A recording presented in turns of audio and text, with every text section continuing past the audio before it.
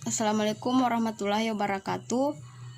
Kami dari kelompok 4. Perkenalkan, nama saya Kusnul Katima, pembawa materi pertama, dan Dewi Perwati pembawa materi kedua, dan Jeli pembawa materi ketiga. Untuk lebih jelas sekarang kita langsung masuk saja. Saya akan menjelaskan tentang peran guru dalam pembelajaran. Sebelum lanjut ke peran guru dalam pembelajaran, yaitu kita harus mengetahui dulu apa pengertian guru. Menurut Undang-Undang Nomor 14 Tahun 2005 tentang guru dan dosen menegaskan bahwa guru adalah pendidik profesional dengan tugas utama mendidik, mengajar, membimbing, mengarahkan, melatih, menilai, dan mengevaluasi peserta didik pada pendidikan anak usia dini, jalur pendidikan formal, pendidikan dasar, dan pendidikan menengah. Pengertian guru juga tuh memiliki kepribadian yang sesuai dengan latar belakang mereka sebelum menjadi guru. Untuk itu, sebelum menjadi guru, guru harus mempunyai pengetahuan yang luas. Langsung saja kita masuk ke peran guru dalam pembelajaran. Peran guru dalam pembelajaran itu yang pertama itu guru sebagai pendidik. Guru sebagai pendidik tidak hanya tahu tentang materi yang akan diajarkan, akan tetapi ia pun harus memiliki kepribadian yang kuat, tanggung jawab, wibawa, mandiri, dan disiplin. Peran guru sebagai pendidik yaitu guru sebagai seorang pendidik harus bisa menanamkan serta membentuk sikap dan karakter peserta didik untuk nanti peserta didik menjadi pribadi yang baik. Guru harus menempatkan dirinya sebagai teladan bagi siswanya. Teladan di sini bukan berarti bahwa guru harus sempurna yang tidak pernah salah, tetapi guru harus berusaha menghindari perbuatan tercela yang akan menjatuhkan harga dirinya. Dan guru harus juga mengenal siswanya. Di sini guru harus mengenal siswanya itu bukan saja mengenai kebutuhannya, tapi cara belajar dan gaya belajarnya. Akan tetapi guru juga harus mengetahui sifat, bakat, dan minat masing-masing siswanya sebagai seorang pribadi yang berbeda satu sama lainnya. Dan guru juga harus memiliki pengetahuan yang luas, serta guru harus meningkatkan keterampilan mengajarnya agar lebih profesional. Yang kedua, guru sebagai pengajar. Peran guru sebagai pengajar itu kadang dapat diartikan itu sebagai menyampaikan materi pelajaran kepada siswa. Dalam posisi ini, guru aktif menempatkan dirinya sebagai pelaku imposisi, yaitu menuangkan materi ajar kepada siswa. Sedangkan di lain pihak, siswa secara pasif menerima materi pelajaran yang diberikan tersebut, sehingga proses pengajaran bersifat monoton. Padahal peran guru sebagai pengajar bukan hanya menyampaikan informasi, tetapi masih banyak kegiatan lain yang harus dilakukan guru. Guru sebagai pengajar itu lebih menekankan kepada tugas dalam mengajarkan ilmu kepada peserta didiknya dengan menyampaikan materi pada proses pembelajaran menggunakan strategi dan metode tertentu yang tujuannya agar peserta didik mampu dengan jelas memahami materi yang disampaikan. Untuk itu ada beberapa hal yang harus dilakukan oleh seorang guru dalam pembelajaran, yaitu membuat ilustrasi. Di sini membuat ilustrasi, pada dasarnya ilustrasi menghubungkan sesuatu yang sedang dipelajari peserta didik dengan sesuatu yang telah diketahuinya, dan pada waktu yang sama memberikan tambahan pengalaman kepada mereka. Dan yang kedua itu mendefinisikan. Di sini mendefinisikan itu seperti semacam meletakkan sesuatu yang dipelajari secara jelas dan sederhana dengan menggunakan latihan dan pengalaman serta pengertian yang dimiliki oleh peserta didik. Dan ketiga itu menganalisis. Menganalisis itu seperti membahas masalah yang telah dipelajari bagian demi bagian.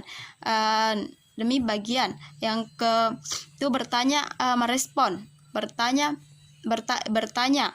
Itu mengajukan pertanyaan-pertanyaan yang berarti dan tajam, agar apa yang telah dipelajari menjadi jelas, dan merespon di sini itu mereaksi atau menanggapi pertanyaan peserta didik. Pembelajaran akan lebih efektif jika guru dapat merespon setiap pertanyaan peserta didik. Dan selanjutnya mendengarkan. Di sini mendengarkan itu memahami peserta didik dan berusaha menyederhanakan setiap masalah serta membuat kesulitan nampak jelas baik bagi guru maupun bagi siswa. Yang selanjutnya menciptakan kepercayaan. Di sini menciptakan kepercayaan itu peserta didik itu akan memberikan kepercayaan terhadap keberhasilan guru dalam pembelajaran dan pembentukan kompetensi dasar. Dan selanjutnya menyediakan media untuk mengkaji materi. Di sini dalam menyediakan media untuk mengkaji materi itu memberikan pengalaman yang bervariasi melalui media pembelajaran dan sumber belajar yang berhubungan dengan materi standar. Selanjutnya akan disampaikan materi kedua akan disampaikan kepada Dewi Purwati. Baiklah, saya akan melanjutkan materi yang sudah dibawakan oleh Husnul, yaitu guru sebagai pembimbing. Peran guru sebagai pembimbing adalah guru melakukan kegiatan membimbing, yaitu membantu murid yang mengalami kesulitan belajar, seperti belajar pribadi dan sosial, mengembangkan potensi murid melalui kegiatan-kegiatan kreatif di berbagai bidang. Guru sebagai pembimbing yang bertanggung jawab dalam proses pembelajaran siswa berdasarkan pengetahuan dan pengalaman guru. Sebagai pembimbing, guru harus merumuskan tujuan dan mengidentifikasi kompetensi yang hendak dicapai. Melihat keterlibatan peserta didik dalam pembelajaran tidak hanya secara jasmania, tetapi turut serta dalam pembelajaran secara psikologis. Guru harus memaknai kegiatan belajar serta guru harus melaksanakan penilaian. Agar guru dapat mengoptimalkan perannya sebagai pembimbing, berikut ini beberapa hal yang harus diperhatikan. Yang pertama yaitu guru harus memiliki pemahaman tentang anak yang sedang dibimbingnya. Yang kedua, guru dapat memperlakukan siswa sebagai individu yang unik dan memberikan kesempatan kepada siswa untuk belajar sesuai dengan keunikan yang dimilikinya. Yang ketiga, guru dapat menjalin hubungan yang akrab, penuh kehangatan dan saling percaya, termasuk di dalamnya berusaha menjaga kerahasiaan data siswa yang dibimbingnya apabila data itu bersifat pribadi. Yang keempat, guru senantiasa memberikan kesempatan kepada siswanya untuk mengkonsultasikan berbagai kesulitan yang dihadapi siswanya, baik ketika sedang berada di kelas maupun di luar kelas. Yang kelima, guru sebaiknya dapat memahami prinsip-prinsip umum konseling dan menguasai teknik-teknik dasar konseling untuk kepentingan pembimbingan siswanya, khususnya ketika siswa mengalami kesulitan tertentu dalam belajarnya. Yang kedua yaitu guru sebagai pelatih. Proses pendidikan dan pembelajaran memerlukan latihan keterampilan, baik intelektual maupun motorik, sehingga menuntut guru untuk bertindak sebagai pelatih yang bertugas melatih peserta didik dalam pembentukan kompetensi dasar sesuai dengan potensi masing-masing peserta didik. Guru harus menciptakan situasi yang membuat peserta didik agar berusaha menemukan sendiri apa yang seharusnya diketahui.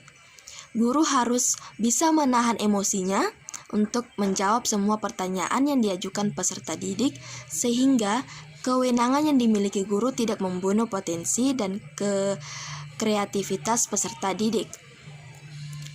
Metode kepelatihan dirancang untuk menciptakan lingkungan yang bersifat partisipatif bagi para siswa.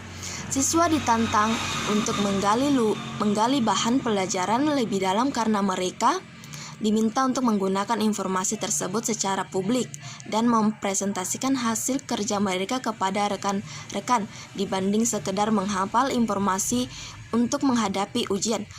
Pelajaran yang berpusat pada pengalaman membantu siswa mengembangkan potensi mereka dengan cara menekankan bahan pelajaran, proses dan produksinya untuk mendorong siswa untuk menggunakan cara-cara belajar dan penilaian sebanyak yang diperlukan untuk meningkatkan bakat mereka. Yang ketiga, guru sebagai penasihat. Guru berperan sebagai orang penasihat, berarti guru harus mampu memberikan masukan dan nasihat kepada para peserta didik, baik secara intelektual maupun emosional. Guru sebagai penasihat serta menjadi orang kepercayaan bagi peserta didik dalam menemukan jalan keluar masalahnya. Makin efektif guru dalam menangani setiap permasalahan, makin banyak kemungkinan peserta didik berpaling kepadanya untuk mendapatkan nasihat dan kepercayaan diri. Dalam hidup ini, setiap orang tentu punya persoalan sendiri yang dihadapi. Tidak ada yang dapat dipungkiri bahwa persoalan itu akan terus ada hingga akhir hayat. Begitu pula halnya dengan persoalan-persoalan yang dialami oleh peserta didik. Seperti seringkali peserta didik mengalami kesulitan-kesulitan, seperti kesulitan dalam hal belajar, kesulitan untuk memecahkan masalah pribadi, kesulitan masalah sosial, kesulitan dalam mengambil keputusan, kesulitan untuk menemukan jati diri, dan sebagainya. Guru sebagai inovator. Guru sebagai inovator dalam pembelajaran merupakan suatu usaha kegiatan untuk menjadikan siswa lebih maju dan berkembang dalam proses mengajar. Sebagai seorang inovator, guru profesional selalu mempunyai ide-ide demi kemajuan pembelajarannya dan anak didiknya. Ia selalu tak pernah kehabisan ide untuk menemukan strategi, metode, atau cara-cara baru, bahkan konsep-konsep baru dalam pembelajaran. Guru menerjemahkan pengalaman yang telah lalu ke dalam kehidupan yang bermakna bagi peserta didik. Dalam hal ini terdapat jurang yang dalam dan luas antara generasi yang satu dengan yang lain. Demikian halnya pengalaman orang memiliki arti lebih banyak daripada nenek kita. Seorang peserta didik yang belajar sekarang secara psikologis berada jauh dari pengalaman manusia yang harus dipahami, dicerna dan diwujudkan dalam pendidikan. Tugas guru adalah menerjemahkan kebijakan dan pengalaman yang berharga ini ke dalam istilah atau bahasa modern yang akan diterima oleh peserta didik. Sebagai jembatan antara generasi tua dan generasi muda, yang juga penerjemah pengalaman, guru harus menjadi pribadi yang terdidik. Selanjutnya kita akan membahas tentang guru sebagai model dan teladan. Guru merupakan model dan teladan bagi peserta didik. Oleh karena itu, pribadi dan apa yang kita lakukan, guru akan mendapat sorotan peserta didik serta orang di sekitar lingkungannya. Selanjutnya yaitu guru sebagai motivator. Guru sebagai motivator ditunjukkan dapat mendorong anak didiknya agar senantiasa memiliki motivasi tinggi dan aktif belajar. Selanjutnya yaitu guru sebagai pembawa cerita. Guru sebagai pembawa cerita, guru harus berusaha menyampaikan cerita untuk membangkitkan gagasan. Selanjutnya yaitu guru sebagai emansipator. Guru sebagai emansipator mengetahui pengalaman, pengakuan, dan dorongan seringkali membebaskan peserta didik dan self-image yang tidak menyenangkan, kebohongan.